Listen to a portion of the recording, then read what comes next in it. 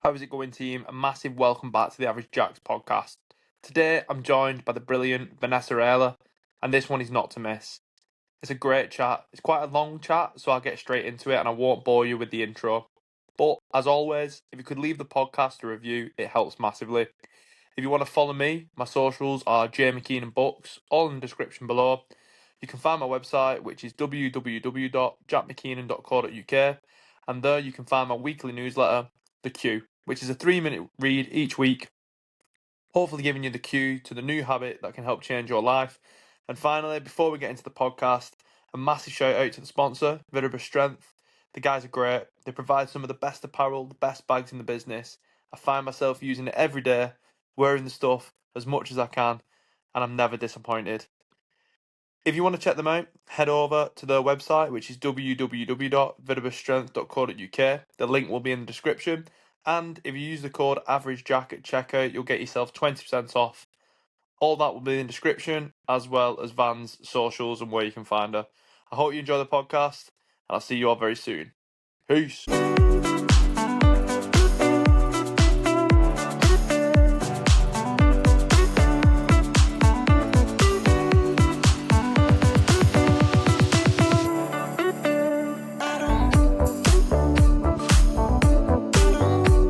How's the hip anyway? How are you getting on with that? It's about 98% better. Oh, that's good. That's a solid percentage to have. You know what it was? I tried to do some headstands when I already knew that I had an existing problem with it. Like I've had it on and off for years. But then when I was trying to do an headstand, which I've not done for like 6 months, I just didn't really put much thought into what I was actually doing with my hip, and I kind of learnt the hard way. Yeah. So osteopath was like, yeah, maybe don't do headstands, fam. Like, just sit down and shut up. Just take it easy considering you've only got like one hip that's functioning. Yeah, you kind of need your hip band to like not just train but actually do your job. Yeah, it's amazing, isn't it, when you like injure yourself and you find how dependent you are on an area. Because I've got a shoulder injury at the minute, and obviously the training that I do and stuff, I just can't do any of it. And I'm like, oh god, well, I have another shoulder. I broke my shoulder playing rugby last March, but I kept getting told it was an impingement by the NHS. So I just kept going through like the physio cycle. And then probably about 10 months later, I was like, I can't sleep anymore. I'm in that much pain. I actually can't sleep anymore. And I was just like, bite the bullet, went private and went and saw a shoulder specialist.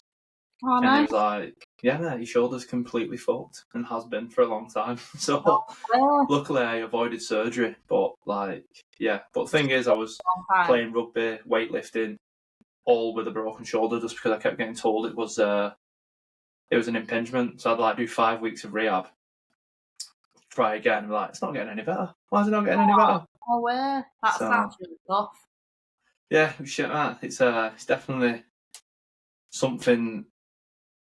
It was put it into perspective how much like fitness and routine is a big thing for me, especially like personally, to not have an outlet, because I find training, I don't know about yourself, I'm sure we'll get into it, but I find it a massive sort of release and a way to get out of my own head.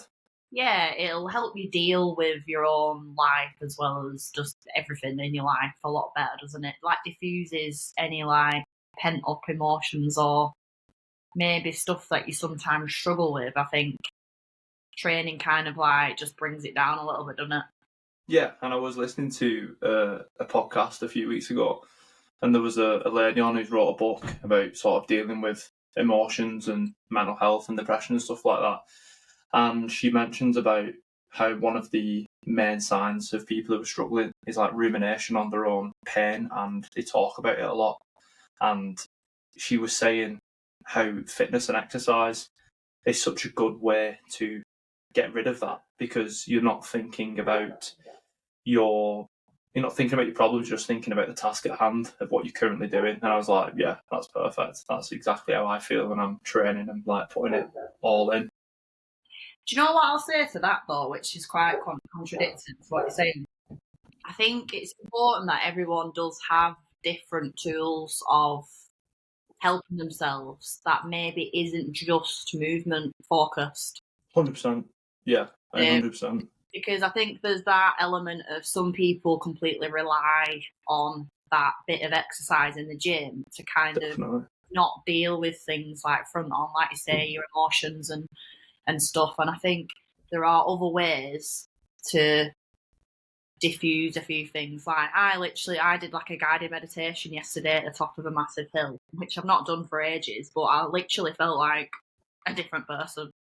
And I guess not everyone's expected to be like that disciplined to like actually do that sort of practice and be like fully invested. But yeah, I get what you're saying. Like, I think it's part of our life, isn't it? Like, we're passionate about the exercise. It makes us completely focus on ourselves for that hour, etc. But me personally, I think I've only just started to get on board with a lot of other things that are maybe not just on the exercise. I don't know about yourself.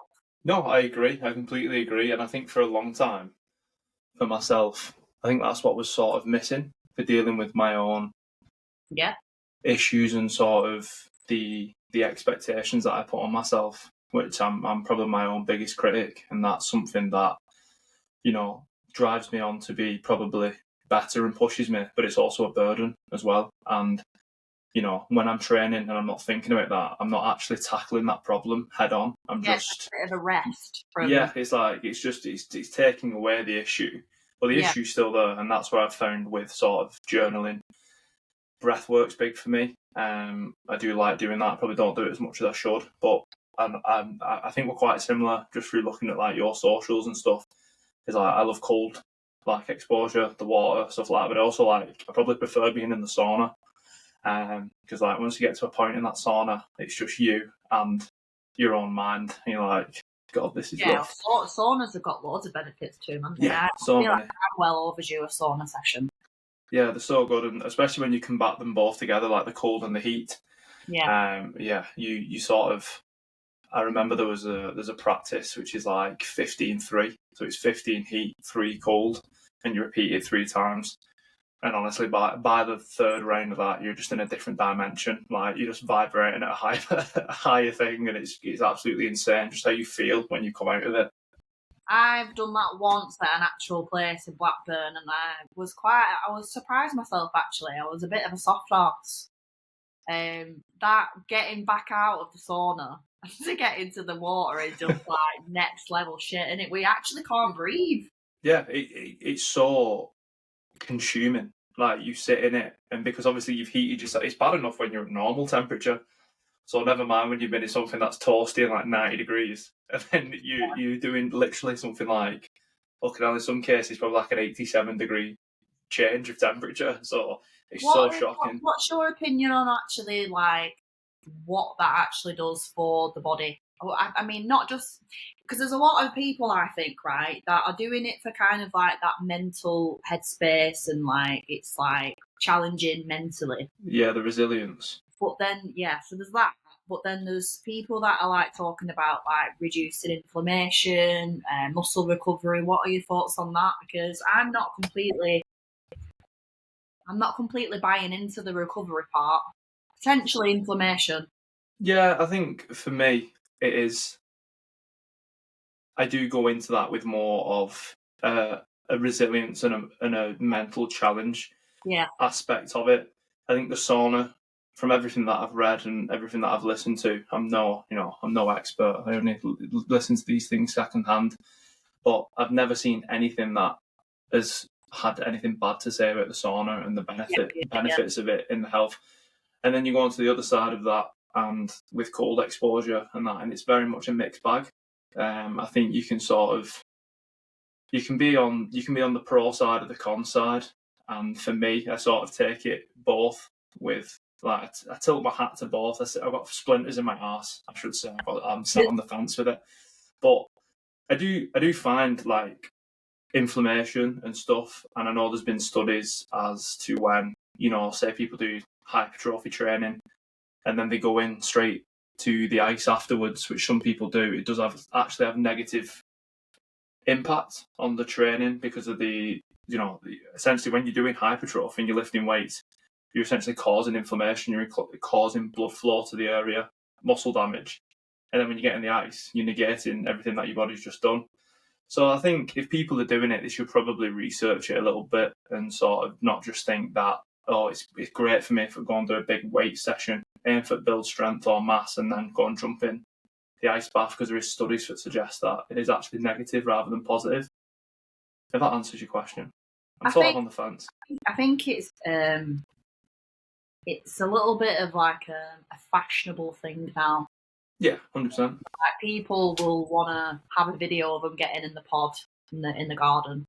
So it's like a bit of a trend, isn't it? Yeah. And I guess maybe we don't need to know all the facts, but if it's helping someone feel like less stressed or calmer in themselves, or they feel some sort of benefit themselves, then it's not wasted, is it really? No, definitely. And I think you always hear that expression that, oh, well, it's placebo. And I always think to that, well, even if it is placebo, it means it's working. So what harm is it doing? If it is working, it's working. So it's each to their own, innit? I mean, it's better than being in the pub, isn't it? Yeah, 100%. 100%. And I think, like, well, I'm from Wigan. I think you're from them areas as well, aren't you? There's definitely... Well, I actually used to live near Preston. Yeah.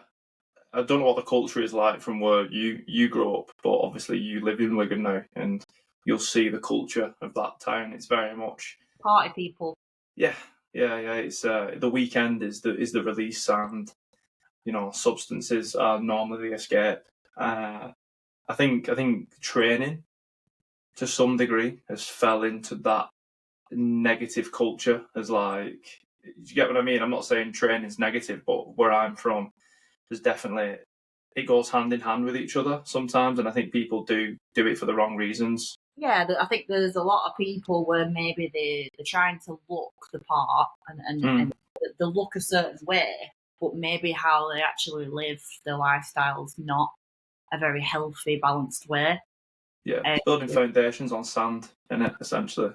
But I'll be honest, like in my 20s, I was a party person, which is not something that I've really spoken about that often recently on socials, but I will definitely start speaking about it a lot more now. I guess that I've kind of, all of the tough lessons in life, I've already kind of made those mistakes myself. But in my 20s, it was kind of like, well, I guess a lot of people partied, don't they, in the 20s, but my life definitely was exercising, dieting as much as I can, trying to look a certain way, and then every single weekend was just completely numbing all issues, all emotions, all past things that have happened to me, and it was just suppressing, hiding, numbing. And to me, that was just like normal, like that, because your mates are doing it as well, and it's just like it's not seen as an issue.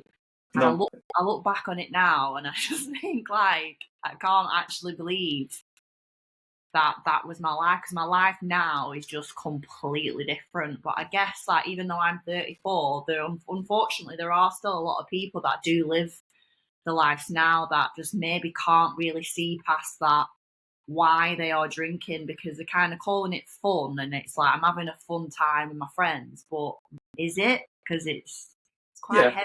It's heavy, isn't it?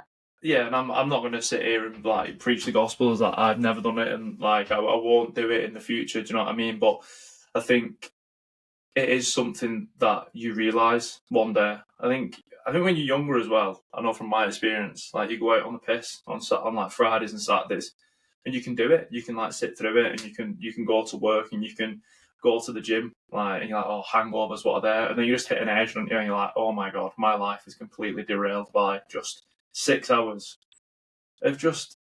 It's a good laugh sometimes, you know what I mean? But I think when you're doing it every weekend, it's not a good laugh. I think you're doing it for the wrong reasons. When it's regular, you can talk about addiction all day, and it's because maybe you're not drinking in the week, and you're just waiting until the weekend.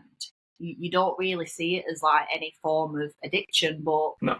The way that I look at it now is, if that's happening so often, is it a form of addiction? Because you kind of literally are like using dependent. pretty much the week to recover, where you're just literally just waiting for that weekend to come to then completely be back in square one. That Yeah, there's happened. That was for years. That was my life for years. and sort of a question that you don't mind me asking is going from that and that being such like a part of formative years, and I'm assuming like you said you had a lot of friends that did the same thing. The transition that you've made into your own journey and the changes you've made. Have you seen them friends drop away? Like, or have you made new friends, or have some of No, them maybe yeah. gone on the journey with you? I think all of us are. How old are you? I'm 28 in 2 weeks, or 27. I guess like when you are in your 30s, I'm not saying that I'm like wiser or a lot older than you. I know it's just a few years older. But I guess like in your 30s, that's where a lot of people kind of just naturally settle down, have kids, start to get engaged, and all of that. So I think for a lot of people, you kind of do like lose a lot of your friendships, or they kind of do can fade away.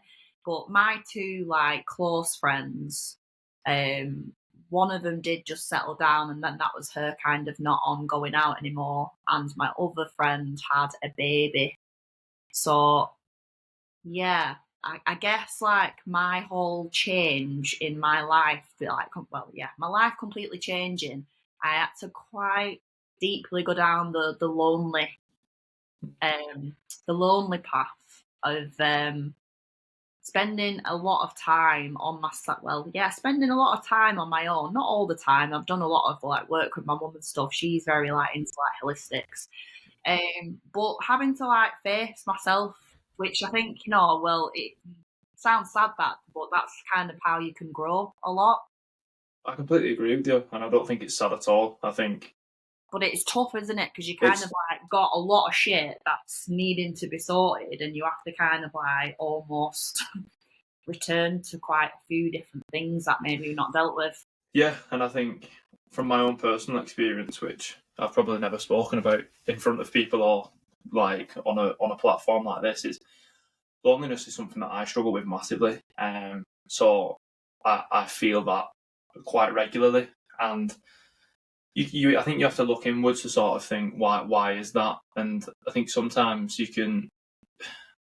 we blame external factors too much for what are internal issues, and I think this journey of like for myself and like losing the weight, doing this, and then but realizing that there's just more to it than just turning up to the gym and what you eat and stuff like that, and then doing that research myself and learning about mindfulness and things and them different practices.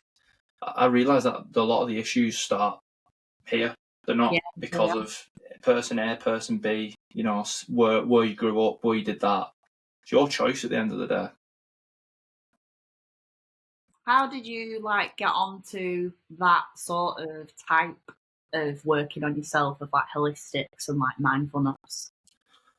Oh, that's a great question. I've never actually sat down. I think it was a compounding thing. I don't think there was sort of ever a eureka moment as to when that happened. I think it was probably an accumulation of a lot of things. I love to read. That's why I wrote a book. It was always something that I wanted to do, and I think the literature that I enjoy, self help, is sort of different practices. I remember reading a book called The Holographic Universe. It's like one of the first books I read, and fuck me, that is a mental book. Like it sort of brings physics and holistics and well-being and like smashes them together. So Nice. sort of reading that sort of stuff and realizing that there's different avenues than just these conventional means, and I think if you look across the world and look back in like across history, all this holistic stuff, and it gets fucking labelled like hippy Long dippy. It's been here since day dot. Do you know what I mean? And there's a reason it's survived for that long. And I'm not saying it's going to solve all the problems, but it'll solve a few. From my experience, it will solve a few. I mean, I remember the first time that I did proper breath work, was like just like a Wim Hof one, Like when I read the Wim Hof book and then did one of like the guided breathwork things, I was like, this feeling's insane. Is it And that but one then where yeah, we do like 30 short cycles and then you hold, and then I did that like 5 times, and then it was such a strange sensation, but it made me feel better immediately, and I was like, well, you know. So yeah, I think for me it's just through literature I've read, podcasts I've listened, and sort of not having a closed mentality. I think, yeah, especially again, minded in anything now these days, aren't you? yeah, and I think it's so important. And that was sort of a question that I was going to obviously ask you, because obviously holistic practice seems quite big in your life. And with your clients, do they expect you to sort of guide them through that sometimes? Because I imagine from, I want to talk to you about the change in perception, especially for women in gyms over the last few years, like with the change to weights and, moving away, and something that you're a massive advocate of, which I'm a big advocate of as well. But going from the holistic part, do people come to you and sort of say, like, show me this, or are they quite reluctant to it initially? It's not really where they'll come at me with the word holistic. I think they already know that I look at the whole 360 effect in not just what you're doing in the gym, but even just like your approach with like nutrition in a holistic way, in a sense of like the whole self-love and how you are growing on how you're looking after yourself, and how even to be like grateful, how to be grateful, how to look at like empowering yourself and actually, becoming a better version of yourself. So it's not, I think it's kind of, I think most people that do come to me already kind of know that it's like a full 360 effect with just growing that mindset and effort towards yourself, rather than it just being about looking a certain way. Years ago, I was very fixated on it being like you're a body compositional coach and you're massively looking at changing what a woman looks like. But I feel like my thoughts on that have changed a lot, probably in the last like 2 years. That yes, we can strive for maybe changing our physiques a little bit. That would come anyway if you're doing things to a good standard.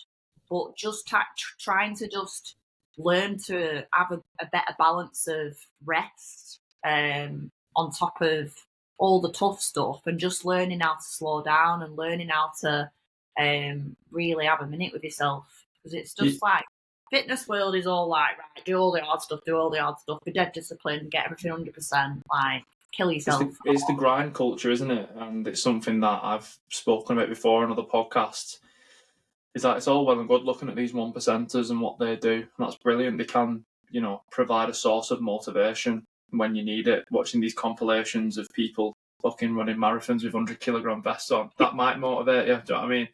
But they're the 1%, and we're probably not the 1%. We probably, can't do that without getting stress fractures in our shins and it being more of a negative thing to push yourself to that extreme, and just understanding the benefit of rest. I mean, you see it constantly with like fucking hustle and grind culture, like sleep when you're dead. Oh, no, that's stupid. There's science that prove otherwise. Sleep, rest proper. That's how you live longer and be a better person and feel better. But the people like that tend to not be mentally very sound, in my opinion. No, I agree. Yeah. I think there's a lot of denial with that method, and that just do more. It's not good enough. Do more. You must improve. It can be quite toxic, I think. Yeah, 100%. 100%. I think it's that expectation of like being shredded or like be looking a certain way. I think you can think that that's what you need to do, but when I've been really lean before, and I've been really miserable with it. Like, I felt really low, and not good in myself at all. So I think like there's definitely it's a big spectrum, isn't it? Like goes one. And I think for me, like CrossFit and sort of functional fitness and sort of the sort of training avenues that I've gone down in the last few years, like Olympic weightlifting, that sort of stuff. And when you first go into them things, you sort of have this expectation when you look at them the elite athletes of that, they're all fucking jacked and they're all shredded. And you think, God, that's how I'm going to look. But then you realise that you can't do that sort of training if you're trying to, maintain 6% body fat, because that's not performance. Do you know what I mean? You need to eat in a way where you can absolutely send yourself for 40 minutes and things like that. And there's such a lack of, I'm not saying I've got a great sense of nutrition, but there's such a lack of understanding around nutrition. And I think that comes from what we're taught when we're in school and things like that. We're just taught basic stuff, what keeps us stupid. And, recommended calories for a man, 2,000 calories recommended, this, that, and the other. And people can't look past that, can they? Sometimes. There's not enough detail put into guidance with nutrition, because there's too many set meal plans flying around where it doesn't really teach the person about nutrient quality. It doesn't teach them about why we need fats in our diet, or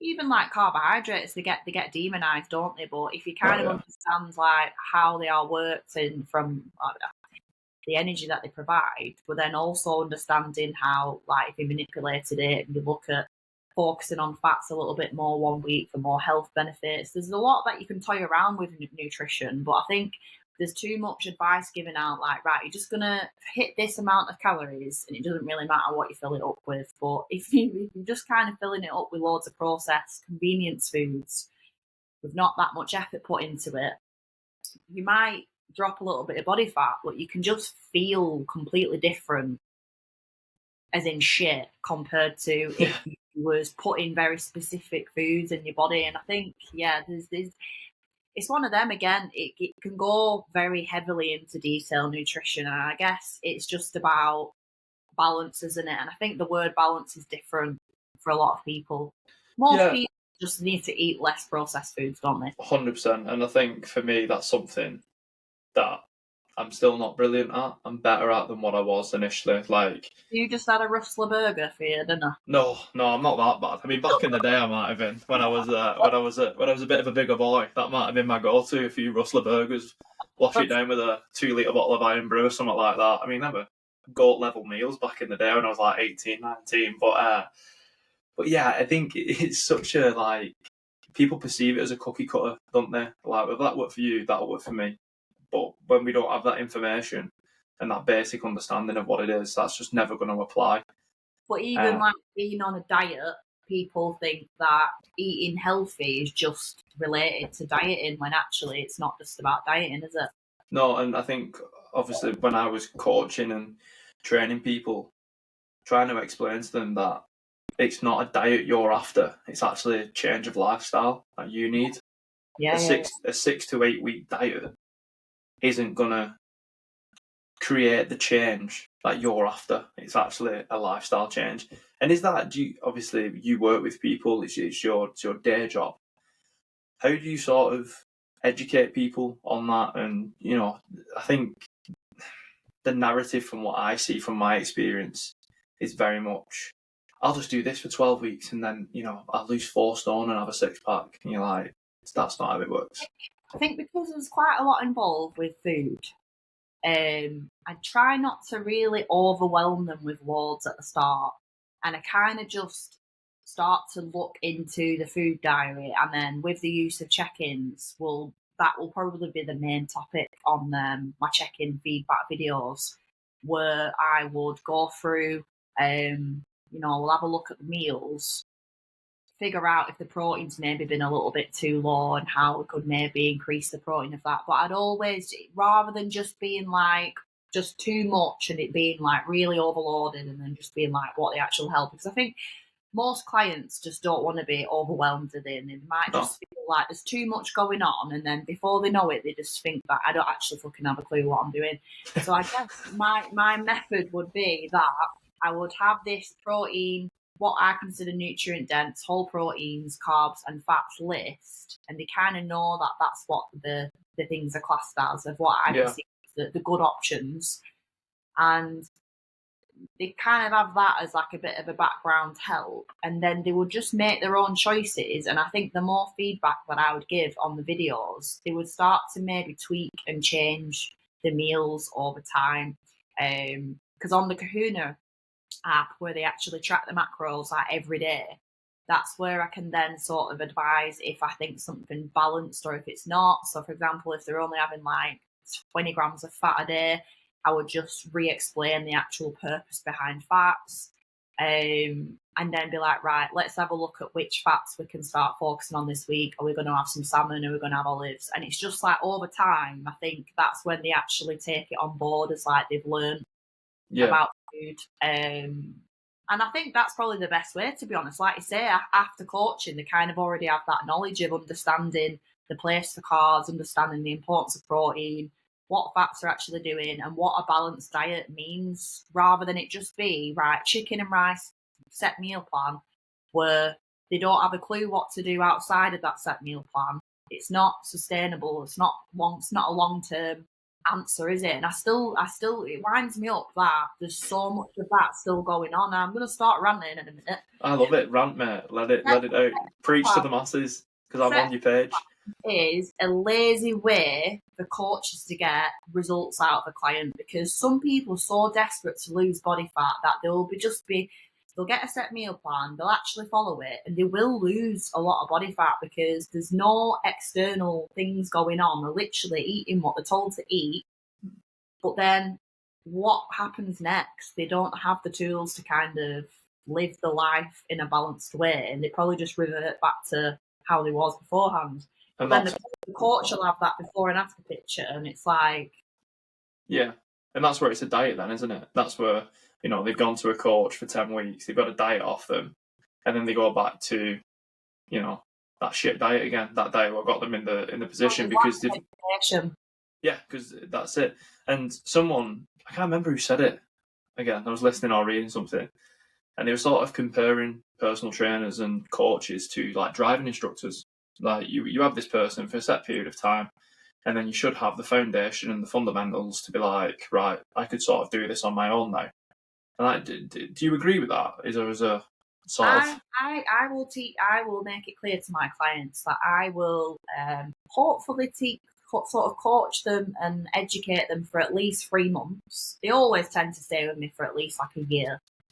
At least 3 months of learning, and by all means, if they wanted to then stop, then they could probably apply what they have learned from me and try to apply it, or at least understand what they need to do. But I think a lot of people then sort of, because they lack that accountability, they kind of can follow things, still track for about like 2 weeks, and then it just starts to fall off. And I'm grinning like a Cheshire cat here because you just said the buzzword of accountability. And I think that's a massive thing, isn't it? That's all people want. They just want a big, large parrot on the shoulder to be like, We all do, though. I think it's I think we're quite tribalistic as what we are as humans, and I think we look to people with the expertise that we don't have, and sort of... I think we should anyway. I think it's a completely natural thing, and it's an okay thing. Some people think they're better than help. I said it. I did a solo podcast last week where I just ranted and chat shit for 30 minutes, and I talked about that. Just got on my soapbox and went for it, Matt. But like, no one's better than help. There's always someone who knows what you want to know, and that can be driving instructors. It can be an instrument, but then it can be fitness and exercise. It can be nutrition, and I think sometimes you see coaches who just want to get the people, and they're like, right, you're mine now. I'm never letting go. You're my source of income, which I get. No, I can see that, and through everything you do, and like, even just looking at your socials and stuff like that. I'm not blowing smoke at your ass because you're on here, but like, it's refreshing to see. And I think you've been doing stuff from what I can see. I did a deep dive, not stalking or anything, just trying to get some research. That's 2017 of you. Yeah, all the way, mate. Big scroll, just looking through, and like, what was sort of, because I've seen it in the last few years still, is when you get women specifically in an environment where they want to train and stuff, especially maybe the older generation of ladies, they are terrified of weights. They think it's going to make them macho. They think it's going to make them bulky.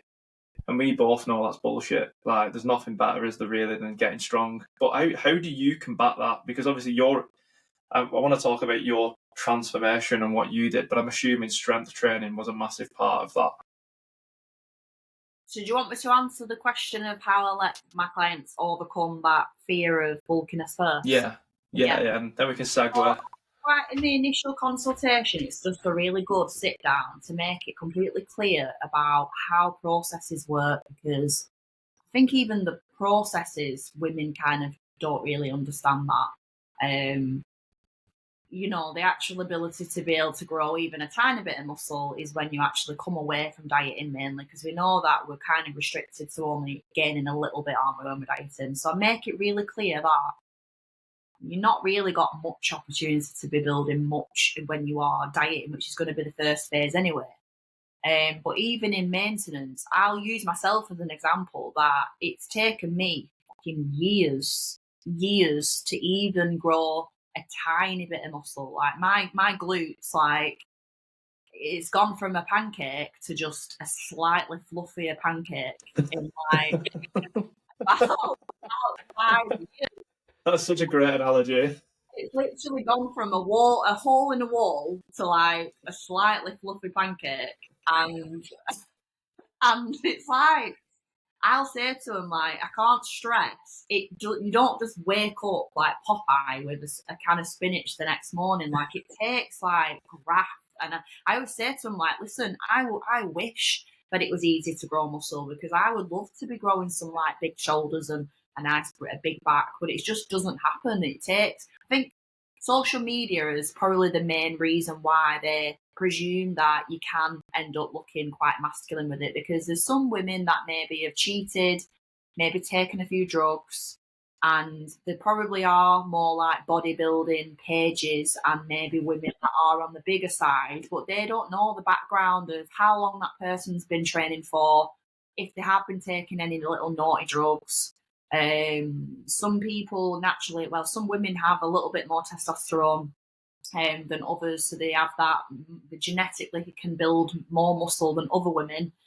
But yeah, I just stress it. I think I make that probably one of the main subjects in the beginning, and I think because they can see that I've been in the industry for years, they kind of just trust what I'm saying.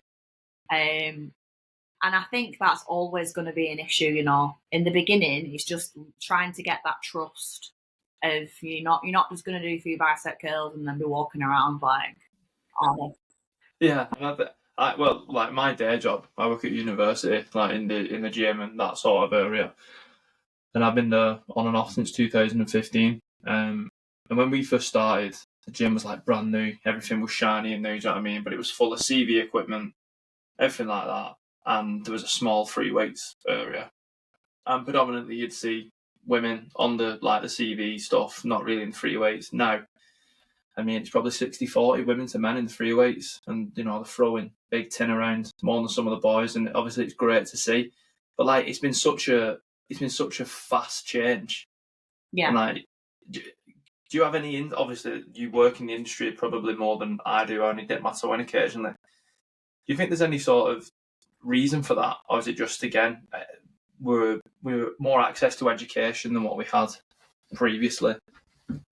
Yeah, I think like gym female training has become a lot more obvious on online platforms. I think like Instagram and Facebook, there's just a lot more of it flying around.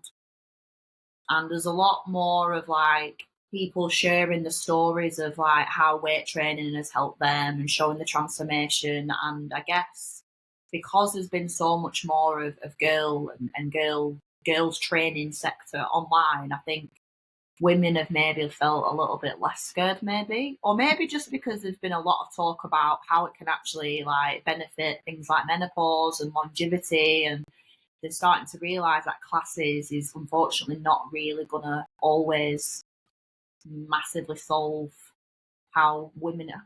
I'm not going to demonise classes, so I take that back. But I think we kind of moved on from women thinking that it's just about classes, and they now understand that weight training plays a big part in everything. Yeah, 100%. And I think you can still see sometimes that you have like, your legs, bums and tons classes and your total tones and them sort of things. They're always going to be around, aren't they? But again, if people enjoy them, people enjoy them. But I think the education's so much better. And it's one of the rare instances where you can probably say that social media has benefited something in that regard because it's provided that insight. It has kind of developed quite quickly, hasn't it, over the years? I think a lot of people are starting to become more brave with trusting the idea that you might feel a bit nervous at the start, but then that just disappears straight away. Yeah. And I say to women, most men have no idea what they're doing in the gym. I don't think hardly anyone knows what they're doing in the gym. No, and everyone's winging it. Exactly, and I've had coaches on who are S&C coaches and worked with professional athletes, sort of high level athletes, and they get them in a gym and they don't know what they're doing. Do you know what I mean? Because say they're a boxer or they're a footballer, all they know is what they're specific in. So if you get them in and go, right, let's go and do some power cleans, they're going to look at you like you've got 10 heads. So that's sort of why when I speak to these people, I like to get them to get that point across. Because if someone from like the general population, like Gen Pop's listening to this and they're sort of like, they have them concerns, that might reassure them to think, oh, this like national level boxer or semi-pro footballer doesn't know how to do a deadlift, and why should I be worried? And I think it's building them sort of relationships and giving people the insight that not everybody who's in that gym is a million miles in front of them. No, I think it's just starting, not overthinking it, and just starting. Go on. Gyms are a much better sort of environment than what they used to be, I think, personally. I remember being like 14 and going to gyms and, especially from Wigan, you've been probably to a few gyms in Wigan and like they're an intimidating place even for men, like as me as a 16-year-old or even younger. You walk in, you've got these big fucking burly men, your old school like bodybuilders, got rhino skin and all tanned up and, they're fucking terrifying. Gold's Gym best. Yeah, you know exactly. You can picture it, and I bet there's people here who can picture it and stuff like that. But you still have that today. But I don't think gyms are anywhere as intimidating as they used to be. Become a lot more equal, hasn't it? 100%, definitely. I remember the gym I went to, it had a women's section. Like it was women's and men's. And like looking back on that, that's so fucking bizarre. And that was like fucking hell, 2012. Hopefully that's not really a thing anymore. No. I don't think it really is it? No, I think there's I still see things like where I work. We have a program called Women's Active, which is essentially it's a program for women who are uncomfortable taking that initial step into fitness, and it sort of gives them a chance to experience fitness classes that we provide. But that's not like a permanent solution. That's to essentially give them the confidence to be like, look, it's not as intimidating as you think. Let's just that gentle push into the direction of going into, full circulation of mixed classes and things. I think there's still maybe a space for that. You might disagree, but I think what we also are trying to do at the uni is create that for men as well, because I think equally there's men who are just as intimidated. Yeah. No, yeah, I agree. If anything, I imagine a lot of young guys probably feel even more strongly about that compared to women these days. Oh yeah, definitely. I think, like you said, the sort of, Ed Gill, where I work, I might get in trouble for name dropping, but it's one of the few, it's one of the rare places where the men are actually the smaller population. So it's heavily women, So which is cool, we got all these things and stuff. So that's why we're trying to bring this in for men, because there's definitely going to be a population of lads on campus who've never lived away from home before, probably don't have a social group. And one of the best ways, for me anyway, I've played sport all my life, the best way to build a community and to find new friends is via sport or the gym. So trying to provide that space for them, similar to what we do with the Women Active stuff, is going to be something that will be interesting from my own point of view. Hopefully it takes off. Yeah, definitely sounds good. But yeah, so going back to what we was talking about a little bit before, so you've been like in the industry a while now. You obviously had your own like personal transformation, which by the way, fair play. It's impressive from what. Excel. Yeah, so I mean you smashed it though. So what was like something that I like to ask people about how they got into it was it compounding moments, or was it did you have like this epiphany that I need to make a change, or I want to become a It was coach? all accident. Oh, I love this. I'm strapping in. Fire away. It was an accident. So after uni, I worked in a marketing job, and it didn't even last like 6 months. I hated it, and I just needed to get any job. And I was a big girl, so even like throughout uni, I was really big. I was just one of those really big, loud, large characters that was like, I don't give a fuck kind of character. And really deep down, I did give a fuck. Defense mechanism. Yeah, and there was a lot of like, I'm the funny one, I'm the funny character, I'm funny, I'm just big character. When really, like, the funniness was kind of masking over a lot of shit. I can relate so much, man. I can relate so much. Where you just kind of like hurting so much inside that you just choose to laugh it off and have a couple of donuts. Or a couple of Russell burgers, whatever you're inclined to. Do you know what I mean? I'll just get pissed and just eat this kebab and laugh about it when actually there's a lot of shit going down.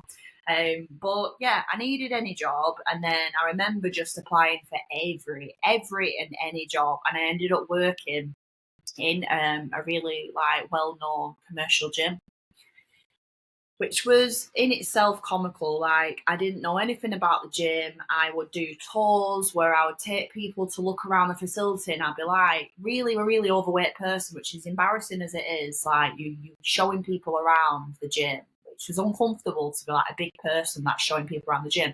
And I remember being like, right, so this is the silver stuff. You like to join? You mean it?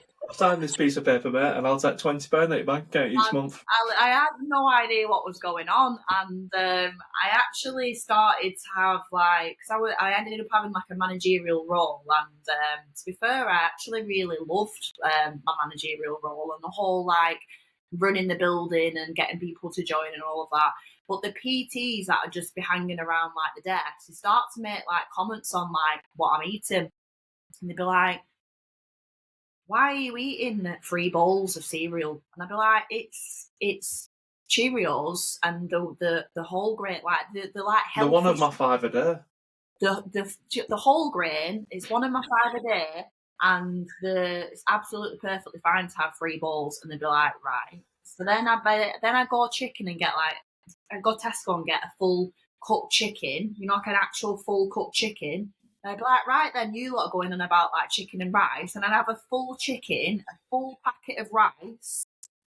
Then they started peppering me about healthy fats, and I'm like, right, healthy fats. So I'd start walking home and getting like dark chocolate and a jar of peanut butter and dunking it in the peanut butter, like, right, this is my healthy snack.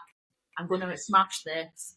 And it was just the fucking shambles. And the more like I like hung around with these PTs, I started to obviously like learn a little bit, and then I started to have like a bit of an online coach, and I was there for years.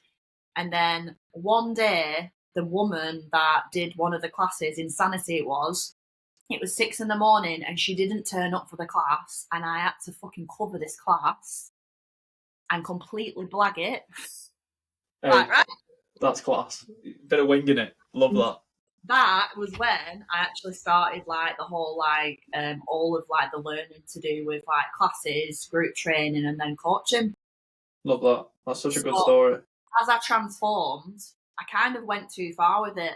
The person that I worked with at the time, which I'm not going to badmouth, he probably won't listen to this anyway, but I was put through very restrictive rules where I did a photo shoot and I didn't have any muscle. I was really thin. I was put through ketosis for like I did no carbs for like 14 weeks. It was like very strict macros where you can't go over by 3 grams one way or the other. And I, in all of this, was still a party person, still a person that didn't really understand how to look after myself. So I did lose a lot of fat. And outside, I could see that as, oh, what a success story. She's dropped all this body fat. She's obviously completely winning.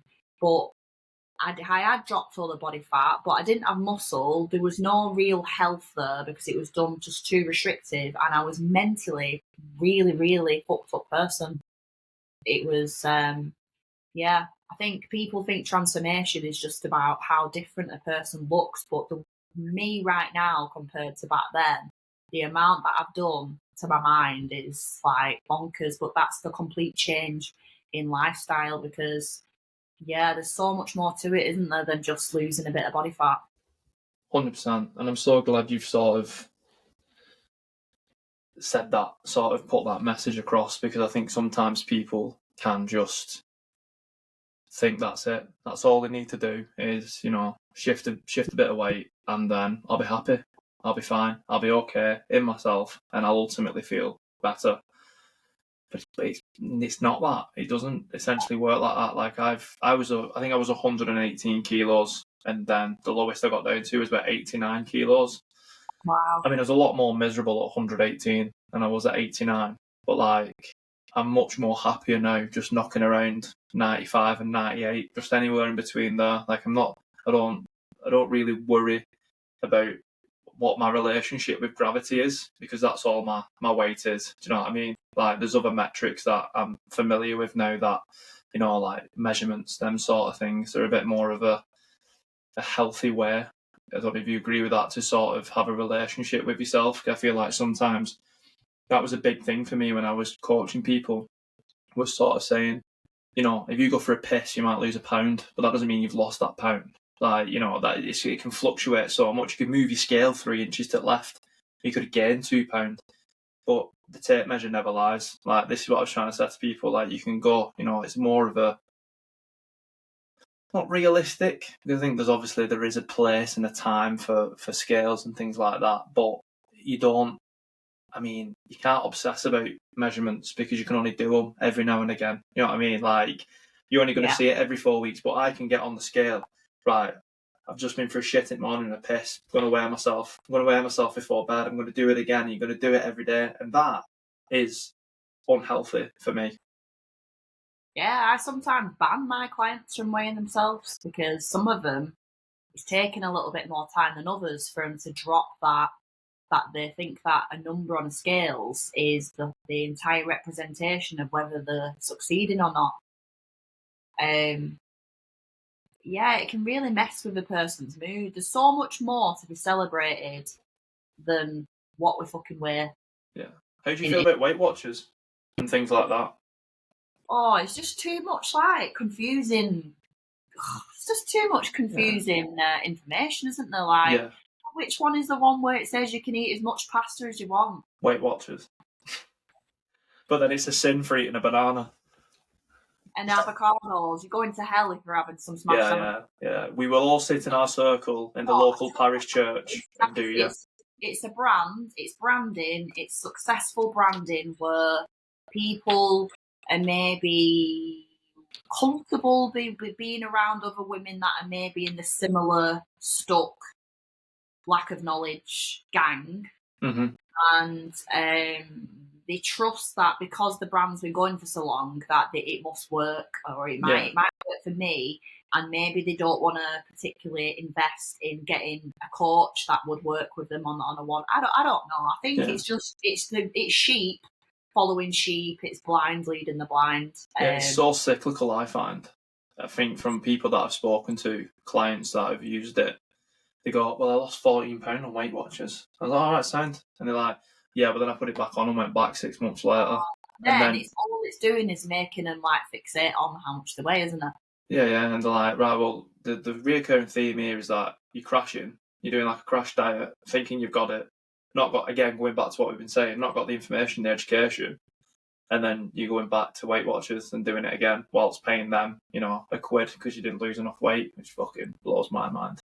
It's like people that do challenges, because they're not really educated in the process, they'll do 8 weeks, and if they were, maybe they do drop quite a bit, but then they don't know what to do after the 8 weeks. Then they kind of revert back to bad habits, and then they want to do the challenge again because they think that that's what they need to do, when really it's stuff that they need to work on to change long term, rather than following these rules that they can't keep up with.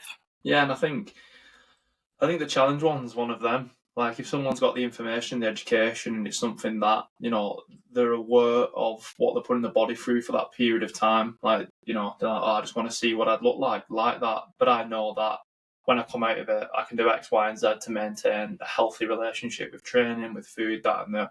That's fine. I think if you have that education and you want to, test yourself and see where you can go, albeit. But if you're someone who doesn't have that information and you're going to create probably a real negative association with nutrition and fitness and your body, I think people should be, I know it's harder said than done, but maybe screened a little bit if they're going to join a challenge.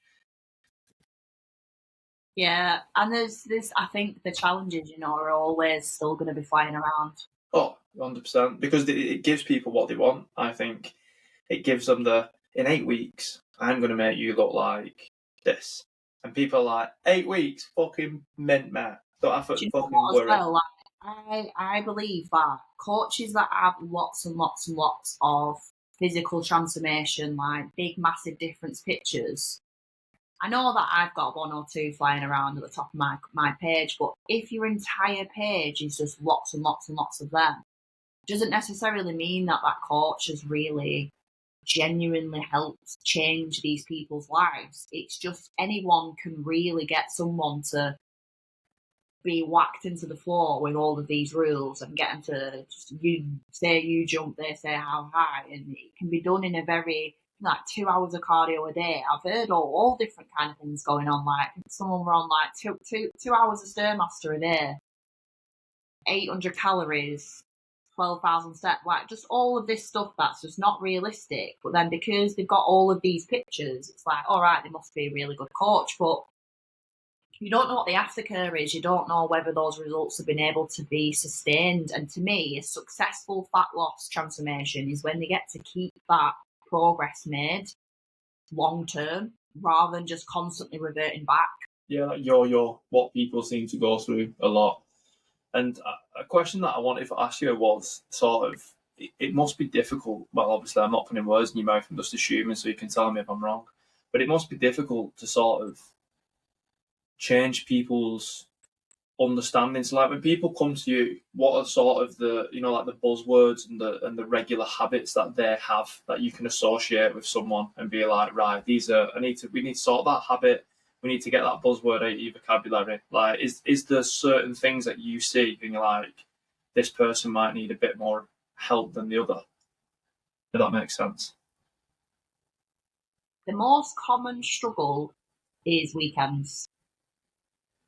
So weekend warriors, it's like understanding how to still have a social life, how to still have a bit of fun and a balance, like that sort of part of your life when it's more likely free time, but how to make it where it's not getting in your way. Because I think tracking weighing all your spinach and being absolutely on it in the week, and then just kind of like really underestimating what things add up to on a weekend. But because it's the weekend, it's trying to get them out of that frame of mind of, just because it's a Saturday and Sunday doesn't mean that your body's going to be like, oh, it's all right, guys. It doesn't count these calories. All right, don't worry about it. And it's like, even like, unfortunately, without me sounding miserable, like even if you go in Nando's, you're easily having 1,000 calories. And that's just... My Nando's order is ludicrous. Yeah, and just because it's chicken and rice, you presume like, oh, it's chicken and rice, but even like eating like better choices, it can still add up to quite a lot of calories, which you have to kind of like be aware of, rather than just thinking that, eating 3 meals on a Saturday, expecting to fit in that Nando's, expecting to fit in a lunch and a breakfast and still be within calories. It's hard. So I think that would probably be the most common one for me to help with. And it's kind of getting people to understand that if you're choosing to have a bev, it might be that you need to have maybe the bev or food. I'm not saying don't eat at all, but if I you're get what you're saying. going to a meal and you're having like 8 Aperol spritz plus a 3-course meal, you'd be absolutely bonkers to think that you are on plan for the week. Yeah. So it's like choosing one or the other, or you might have the meal and the dessert, but no alcohol. It's great. It's understanding the sacrifice, isn't it? And I think people sometimes think, oh well, I've calories are just calories on the day, but they don't understand that they could knock off extra 100 calories for 5 days, Monday to Friday, and then have 500 more on the Saturday to play with. That's the information that we can give. But then if they're doing it every single weekend, that's where, if they are chopping calories down in the week, every week, that the training suffers for it, the sleep might suffer in the week, they might feel burnt out, they might feel so limited from trying to go for these lower calories in the week that the behaviour is even more worse on a weekend, because they're like, oh my God, I feel so dead. And I've banked 100 calories a day, so I'm going to have this full Ben and Jerry's tub as a side. Yeah. It's funny, isn't it? Because I think it must be such a hard job for you to, understand the uniqueness of someone and navigate not sending them into that sort of mindset. You know what I mean? Because people will look up to you. I know in the past when I was coaching more, people take what you say as gospel. So is there a pressure that comes with that for you? Or obviously you've been in the game now quite a long time. Has that just evaporated, or do you still sort of have doubts about what the information? Do you mean like keeping on top of my own life to not jeopardise my business? Is that what you mean? Yeah, a bit of both. So maybe more of where I was going was sort of, if you said to someone, let's try and bank an extra 100 calories a day for 5 days, and then on the weekend you've got obviously that 500 to play with. But then you obviously give the example there where for some people that just doesn't work at all. So someone might come back and be like, well, you told me to do that. And, they sort of put the problem onto you. But is there any pressure that comes with that for you? Like before you tell someone something like you should maybe do this?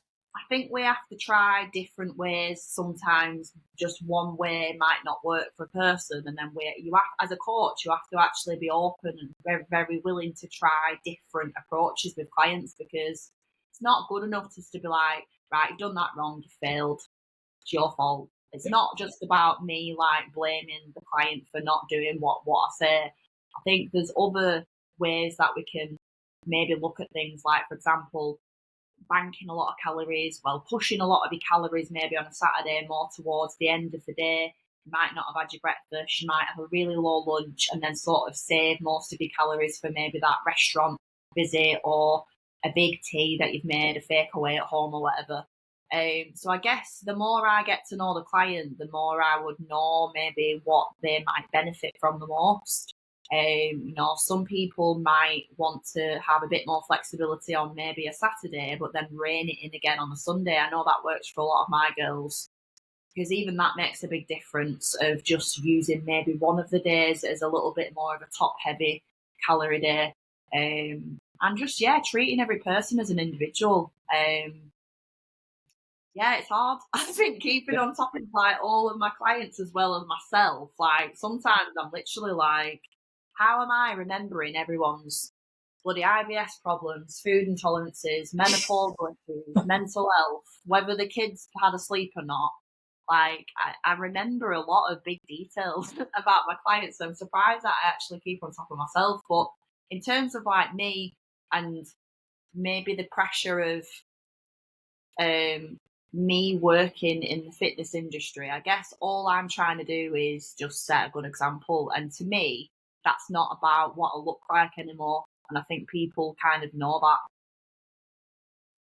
Obviously, I wouldn't let it go to where I revert back to being fat. Like in lockdown, I accidentally put like 3 stone on. As did we all. As did we all. I had no money, and every time I went to Tesco Express, there was reduced croissants for like 10p, and Them yellow stickers are lethal, mate. Lethal. yeah, the yellow stickers had a lot to answer for. I literally was a large person. I started wearing baggy t-shirts, and it was all downhill from them. God bless oversized tees. That's all I'm saying. Because thank God they're in fashion. T-shirts. I was in bin bags at one point. But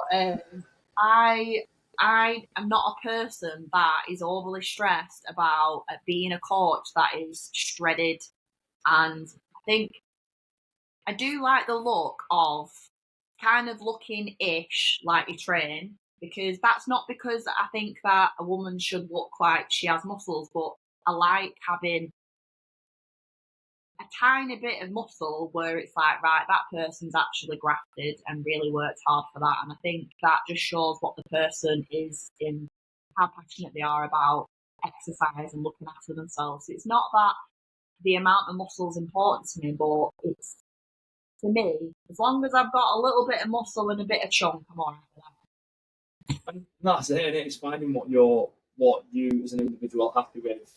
I think that's what everyone has to realise, that, you know, it's, again, going back to that analogy, it's not a cookie cutter. Everyone's unique. Like I said, even from your coaching perspective, you've got to find that person's uniqueness. You've got to apply it, because one person might not want to look like the other person. So yeah, that's refreshing. It's super refreshing to hear, because sometimes I think you see on social media, and I've definitely heard it in the past, where coaches have gone, "Well, you're wrong for doing that."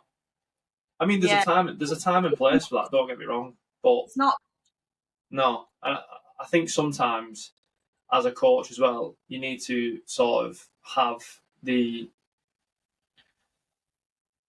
firmness to be like, yeah, I understand what you're saying, but also, you know, there's this as well. Because I've found in the past that sometimes people, they expected that when they just came to me and did an hour's PT with me in the week, that should fix all their problems, and that, you know, the neat levels and everything like that shouldn't. It's just the exercise. And even as much as you try and educate them and say, you know, like, your exercise activity thermogenesis is the smallest part. It's all everything else that you do. It's your diet. It's your needs. But some people, you just can't get through to them. How do you find that? Do you find, what would you do if you was advising a coach who would struggle with, you know, someone who's a bit bullheaded? What would you do in that situation? Well, not being afraid to regress on what Yeah. a client to do. Some people learn a little bit slower, or they might develop habits at a slower rate compared to other people, because they might have a really high stress job. They might have all these family commitments, and they might not have that much spare time in their day. And I think if a coach completely underestimates what they've discussed in the consultation, and they've missed that piece of, right, this person's actually fucking got a lot going on, but then you're still expecting them to do X, Y, and Z quite quickly, then you're setting them up for failure, I think. And I think maybe it can feel a bit more manageable if you actually, if what you're asking the client to do isn't working, don't be afraid to regress a little bit, even to the point where you'd be like, right, okay, this week we're going to focus on just protein and steps. Or this week, let's start doing at least 30-minute daily walk outside. Rather than, right, I want you to fill out the tracker, you're going to fill out my daily tracker, you're going to enter your details on that, you're going to use my fitness pal for that. And it's like, for some people, that just for the moment might be just too much. It can just be about taking it back and then building it back to where you want them to be, and then it might be more successful because they're kind of managing better. Yeah, love that. That's a great way of sort of, you know, doing it, stripping it right back to the fundamentals and starting again. So on the opposite side of that, so which I'm assuming you must have, you know, come across in the past, is, you know, the people who are telling you they're doing something and you just know they are not. You know, they're just telling you everything you want to hear, and they're like, I don't understand why it's not working. I promise you, I've been doing this, I've been doing that. How do you deal with that? I will try to remind them the actual facts of maybe how things do work in a calorie deficit, and without me saying like that they've done anything wrong, but I can be like, right, okay, so last week, because I have a close relationship with my clients, I can be like, right, okay, last week you went to da da da and was off plan then.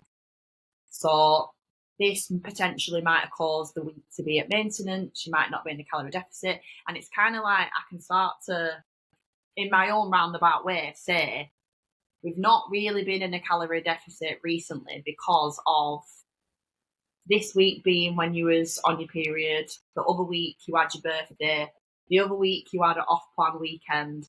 And it's like kind of getting them to reflect a little bit on what's actually been happening, even though they've been like, yeah, everything's on plan, everything's really accurate. Because again, it's just like you need that person to take responsibility. But like you say, you can't just sit there and be like, you lying cow. You just need to like make them understand that. Yeah. Even if it's that one day of the week, it can quite easily be that one day where you're underestimating what you've consumed. It can really affect things on average. Yeah, do you know what? I think my guys are, I'll be honest with you, a lot of them are very honest with me. So I don't really have to have that many tough conversations. That I feel like I educate them that much that they kind of will already come to me and check in like, right, you know what, Van?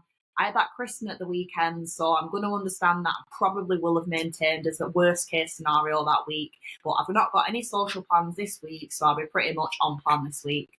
So again, it's getting that I get them in that headspace where they have that expectation of, right, this is realistically what's going to happen, rather than, oh, I've got this wedding at weekend and I'm going out on a Sunday, but I'm still going to have a drop on the Monday check-in. So I think it's better to expect the worst rather than like expecting miracles. Yeah. So moving, go on. No, go on, mate. You're all right. I was just going to say, so like segueing nicely into that. So from obviously your experience as a whole, not just as a coach, but your own personal experience, what would be like the top 3 habits or routines that you would sort of suggest to someone? Number 1 would be stress management. Love that. Because stress is just makes everything times 1,000 harder. It makes your digestion harder, so therefore you're not getting the same amount of energy. It makes your training piss poor, your recovery piss poor. So yeah, I think number 1, I put it in my my group chat the other day. How do you control or manage stress? So we got that onto the topic. So that would be the number 1. I guess that's not really answering your question because you asked for free. No, that's fine. I mean, to be fair, so like just jumping into that one, what would sort of be your go-to for your own stress management? Just stopping. Just resting. Like, stopping, getting off all devices, and then open the window, let the birds make some noise. Just do absolutely nothing. No, I'm only joking. That's probably not my first go-to. For me, it's I know that you get outside as well, but getting outside can really make such a good change and a turn to a day that might have felt really tough. Or if you start your day with nature, you're going to have a much less stressed approach to your day, I think. 100%. And I love you've said that because that's probably the first time it's been said, but it is one that is like up there for me. Because going back to what we were talking about before, my own journey, when you asked me that great question, was I'm massive into like philosophy and stuff, not like proper boring stuff if you don't like it, and like Stoics and things. And you read a lot of, writings from Stoics and philosophers from 2,000 years ago. And there's such a reoccurring theme of going outside to reset, to get new thoughts, to feel better, to do that. And again, it's talking about these practices that are thousands of years old, but still ring true today. It's really powerful. Nature is super, super powerful. We've almost disconnected from it, haven't we, with social media? I like that you said, take that away, your phones, devices. We sort of become engulfed into it's very Ready Player One, innit? You're in like the Matrix and the metaverse and shit like that. But sometimes you've got to step out and, like you said, fucking listen to the birds, mate. Listen, like it's pissing down right now, and my fucking ADHD is like, wow, that's a lot of rain. But like, you just got to listen to it, haven't you, and just get out there. And people think what pisses me off a little bit is like people will bill. Some people listen to hopefully they will listen to what we're saying and be like, fucking hippy dippy bollocks. You know what I mean? But all like the away with the furries kind of yeah. I get that thrown at me quite often, to be honest, mate. But I would rather be airy furry and woo woo than someone that's not living in the truth. Yeah, 100%. Perfect way of putting it. Masking the whole life, and I think when you've been through your own bit of shit as well, and you've like gone through a lot of healing and sorting your own shit out, you do start to return to really being grateful for just the basic things anyway, of having a nice peaceful sleep and a little bit of a nap, or being outside, having a minute to yourself, like making a nice meal for yourself. You appreciate that more because of all of the bullshit that's happened in the past, and you just want peace and quiet, don't you? That's 100%. All you want. And I think people have this misconception that to be wealthy you need money, but you can be, wealthy in other aspects. You can be wealthy in your health, your happiness, what you enjoy doing. It doesn't necessarily mean, it's nice, isn't it, to have money in the bank? Of course, it's the way that we have to survive in this thing. More stress, can't it? But yeah, it can, you speak to people who are in these high cortisol jobs where, they're making life or death decisions. And I bet to them if you said, right, we'll give you half your wage and you can just go do what you want to do. You can go sit in a little fucking farm or a little hut somewhere. I bet they'd be like, yes, I'd take that. As long as I could survive and do what I did, years and years of being in these positions, the majority would probably be like, yeah, give me some peace. But people get it's like Scrooge, innit? They get chained to the money. They can't let go of it. They're like, oh God, how can I live without it? Some people are just materialistic, though, aren't they? Where maybe they're not. I think at some point they probably realise themselves that just having designer handbags or a fancy car isn't actually completely fulfilling.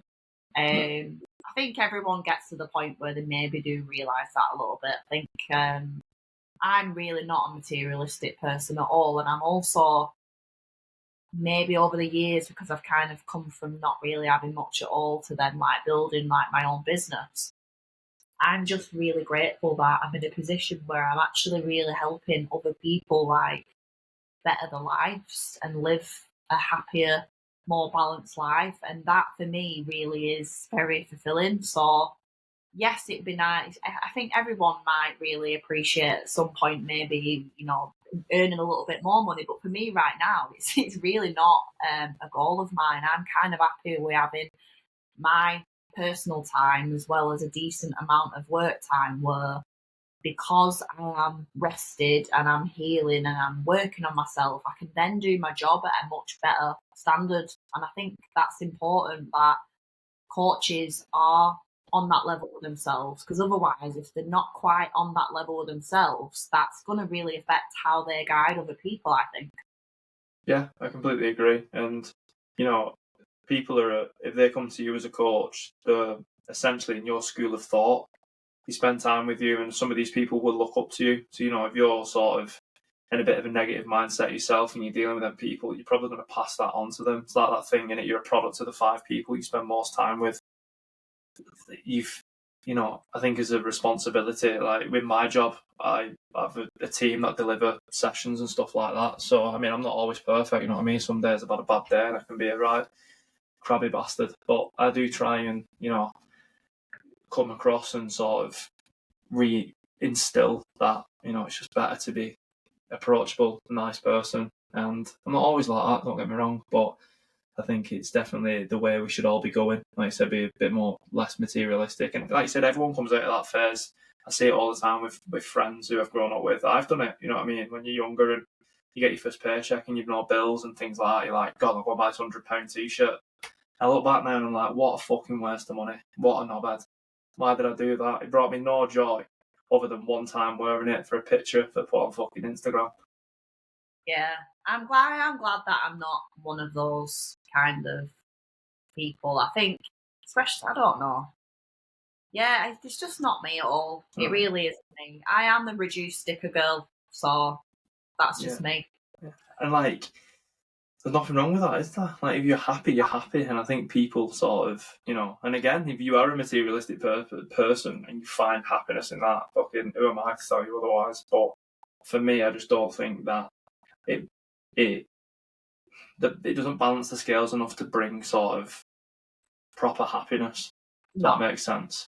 And I think you could have all of these like really nice like designer items and like going to Dubai and having all these holidays and fancy cars, but you can still be mentally struggling to high levels to the point where you might not deal with these mental health issues, and then later on in life you can have like full on like breakdowns. Some people only reach that when maybe they're like in the 40s, where there's just stuff that's just been underlying that they really haven't faced, and they've just masked it over with lots of holidays, lots of false like distractions, and then boom, because they've just kind of suppressed and put everything under the rug, it adds up, and then you can have like a really fucking hard time, because that's what happened to me. It all just came to a head of me having like a really bit of a breakdown. Yeah, and I think you see it so much, and I think you see it a lot earlier now. And I think Yeah.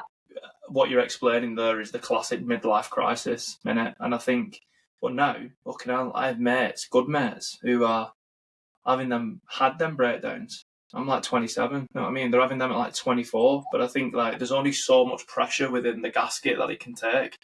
And I think when, you know, you're going out and you're on ale and you're on sniff and you're buying £300 t-shirts and stuff like that, and you're putting yourself in debt for numb pain, you're escalating and escalating and escalating, and it just snowballs, doesn't it? And I think that's why we see a lot of people.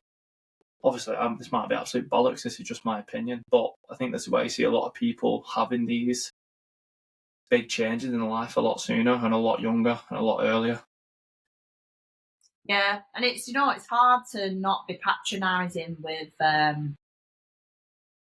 advice when it comes to that. I try to not be too forceful with my guru ways, because some people kind of have to learn it themselves and actually make those realizations themselves. Because like you for example, you sometimes still have a drink, and then there's no judgment from me at all for that. I can sometimes question some people of, okay, why do you drink, or what's the actual reason for getting drunk? And then some people don't really know what to say to that.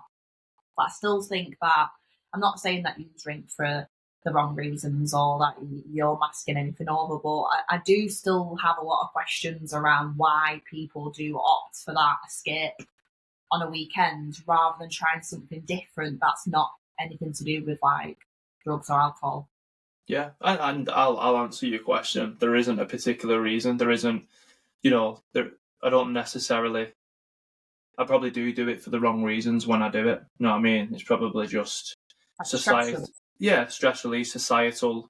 Your pals are doing it, so you feel like you have to do it. You know that, and I'm happy to admit that, but some people can't admit that, and I think that's an even bigger issue in like the grand scheme of things. But it's funny, isn't it, how you see the memes all the time and stuff now about like the lads and ladies who, were on them sort of 3 nights a week going out, and now all they do is climb mountains, and you're like, well, there's a reason everybody does that, because it's fucking good for you, mate. But you know exactly what I mean, don't you? You see it all the time. You can say that's me, really. I think a lot of people have opted for that sober life where they have come away from literally self-sabotaging, and then they kind of have had to start the life from fresh, which is what I've done. And it's not that you need to completely cut alcohol out, but yeah, I think that has been an ongoing thing where people have come away from partying and drugs and alcohol, and then they then want to kind of do the whole hiking type. And again, even that is just like probably like a bit of a fashionable thing, and it's like a trend. Yeah, definitely. But I'm still going to do that because it's fucking very enjoyable. Like, Yeah, 100%. And like I said, the majority of things that are cliche because they're true. So, like, you know, getting out and going for a walk, just being outdoors makes you feel better. It's a cliche. It's fucking true. That's why it's a cliche. Yeah, and I would rather be like, you could take the piss out of, oh yeah, she used to be part of it, now she's up mountains, but I would actually rather have the piss took out of me for doing that, rather than just being a sheep.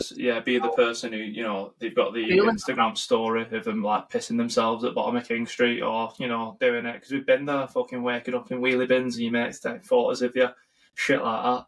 I'd rather be like, oh fucking hell, look at him and his fucking budgie smugglers in cold water again. Like, you know, I'd rather that than fucking some of the alternatives. So the last question that I like to ask people is, if there's one routine or habit in your life that you've done that you wish you could bring back again, what would it be?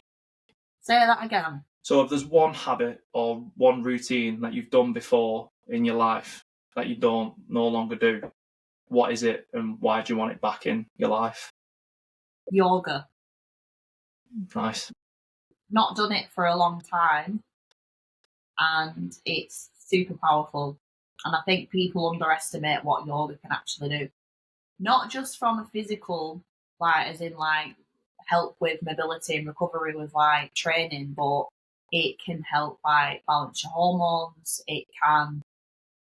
It's classed as a somatics, isn't it? So it can be very healing and sort of help you work through some trauma, help you release a little bit of trauma. So yeah, that's something that I've read up a lot on recently. And yeah, I've not done it for a long time. So that will be my next step to help continue doing the work of just releasing some shit. Yeah, because the work's never done. Releasing as much shit as you can, and that can be done through breath work, and can be done through yoga, it can be done through a lot of different ways of releasing. Yeah. I've been to ceremonies, I've been to lots of different holistic ceremonies, I've used different plant medicines, different ways of really shifting and purging and unfucking yourself, I would call it. That's a great way of putting it. Again, there's that, even that plant medicine route, there's still going to be like, oh, he's fucking heebie-jeebie shit, it's like crazy, it's batshit crazy, but again, you have to do what works for you, and you have to be open-minded, and you have to try things, and if it makes you feel better, then go for it. And this is why I'm doing this, like the sole purpose of this podcast, for me, is to speak to people in different like walks of life or different aspects, different journeys, and show to people that we're all very similar. We all go through the same shit. We all do very similar things. We're all quite, you know, we self-sabotage, a lot of us. We do this, we do that. But, you know, there's ways and means around that. So someone might have never thought about stress management, and you might have just provided them with, you know, the trinket of information they needed to make that change. And it's sort of finding that fine line of showing people we're all very similar, but hopefully also giving someone an insight from someone else's life that what could fix it. So yeah, I mean, I think we could have talked for hours, mate. I mean, we've done an hour and 20, but I'm very cautious. I can go off on one and then forget what I've been talking about. No, but I think we've sort of covered everything that I wanted to cover. But mate, I think, like I said, with yoga and going back to that a little bit, I mean, I accidentally walked into a Kundalini yoga session once, and it fucking blew my mind. I was like expecting for it to be doing like warrior pose 2 and shit like that, not like doing, you know, yeah, like doing breath chants and shit. So I was a bit, it's mad. But no, it's super cool. And just before you go, do you want to let people know where they can find you? In the local bush. Behind that hiding. Yes, so I am based at the Warehouse Gym in Hindley. I am in there most days. It's like a bat cave with neon lights, but it's a very friendly, very it's a bodybuilding gym, but it's really not intimidating. I think the most intimidating person there would probably be me when I'm training. I've We've been a all few times. It is a great gym. It is a great gym. it's a very friendly, relaxed, like fun sort of environment. There's nothing too serious in there, so I really love it, to be honest. And I definitely prefer that kind of gym to a commercial gym. So I think Yeah. people that presume that they're going to feel more comfortable in a commercial gym, I don't think that that's always the case. If anything, if you put me in a JD gym, I would probably, no offense to JD, but I would probably be more aggravated in that kind of gym, more so than a bodybuilding one. Yeah, yeah, because there's so many like politics of don't drop your weights, make sure you do this, make sure you do that, things like that. It's just not as friendly. It's a No, bit more no. selfish, I think. Rigid. They're quite rigid, them gyms. Yeah. Yeah, I'm not welcome in those gyms. I'm actually banned. People be looking for you in the bush and be like, she's banned from gyms. There's a picture of me on the wall. Do not let scribble it. Do not approach this person. So, what are your socials? I know you've got a good socials and stuff. Raella. Perfect. I'll put all that in the description as well. Yeah, BAN and then Raella. So like paella, but with an R. You know what? That's going to help me when I'm typing all this up. Just remember. So, yeah, brilliant. Yeah, like an alter ego. That's it. Yeah. Right, mate. Well, thank you very much for your time. I appreciate it. Just having it. I really enjoyed it. And I think people will take a lot from it. So, yeah. Yeah, thank you very much. No worries. I'll speak to you very soon. See you later, pal. See ya. Bye. Bye.